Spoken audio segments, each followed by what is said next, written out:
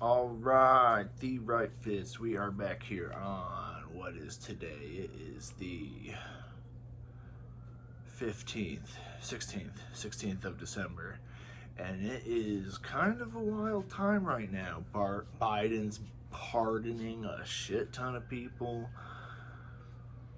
A lot of it's really sketchy. He ended up pardoning his son, which he said he wouldn't do, but we could have probably figured that was going to happen. And what else is happening? We have alien spaceships going all through New Jersey and Virginia and the that area of the country. All these drones. They're calling them drones, but I think they've had some misidentified aircraft, and some of them might have been drones that are misidentified, but they just kind of got labeled drones, but they're really UFOs, and we don't know what they are. Apparently, a police officer saw 50 come out of the ocean off the shore. So it's like, what is going on? 50 at once. This is just one sighting. So, and I've always thought there were alien bases under the ocean. You got to think about it. If you're an alien species coming here wanting to perform tests on, or not even tests, if you want to study a certain organism, it makes a lot of sense to go underwater where there's a lot more room, right? It's a three-dimensional area. You're not on a 2D, terrestrial plane. Much less temperature and pressure fluctuations under the water. No weather really got to worry about. So a lot of advantages if you're an alien species and you want to observe us. We're obviously not underwater, so it would be easy to observe us and not interact, get seen. So,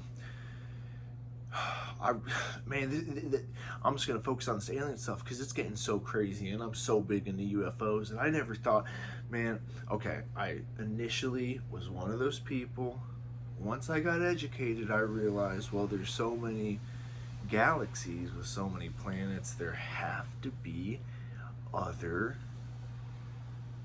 super intelligent, not only species, but whole galaxies filled with them. You got to think about what an infinite number of not only planets, but an infinite number of galaxies mean.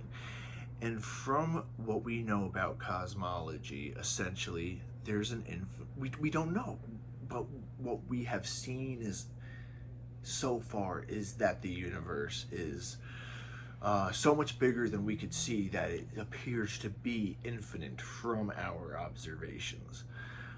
Infinite and flat. There's no curvature to it, which is a very interesting thing too. But not going to get into that. It's more cosmology. But to think about the implications of that many universes, there have to be universes or galaxies that are like a Star Wars galaxy, where there's multiple civilizations of different species that interact. And oh man, and if you think about what the implications of that is, and evolution, if evolution is this driver through all of, in every intelligent species that continues to force into this more complex or more adaptive and organism, and if they're hyper intelligent species out there, and there's so many, there's the evidence that aliens, UFOs, other intelligent species are out there that are communicating with us is much bigger than we think. It's much bigger than is what's talked about. For one, all you need is one time, right? All you need is one craft to crash, or legitimately you have a video of it, which we already have from the government, verified. All you need is one time that it's a real something from another civilization. And whether these things are drones that are like almost like a what are they called, von Neumann bots, which von Neumann was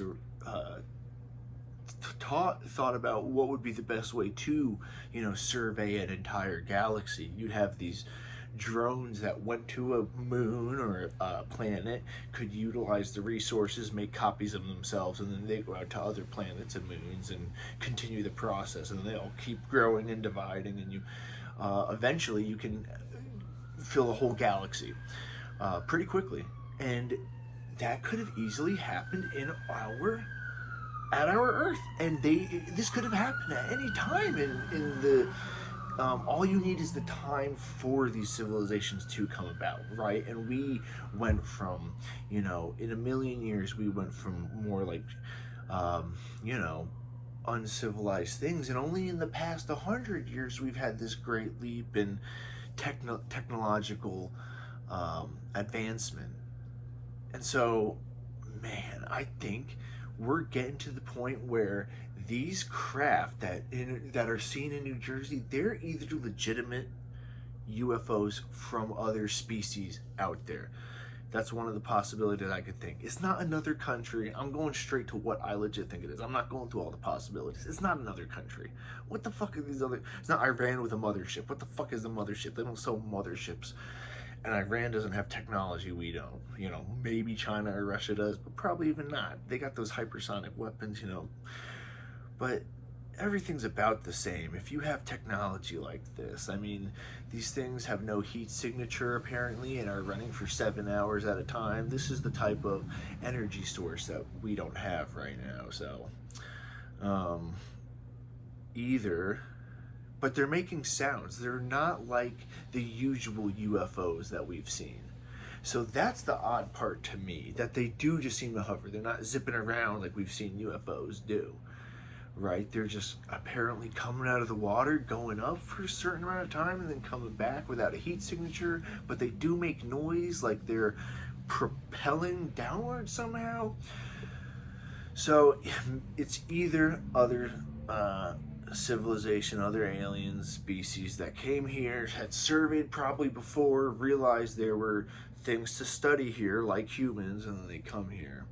And maybe the atomic bomb set off an EMP in a way. There's not only an EMP, but there's something else that goes up, another wave that an alien civilization could detect, theoretically.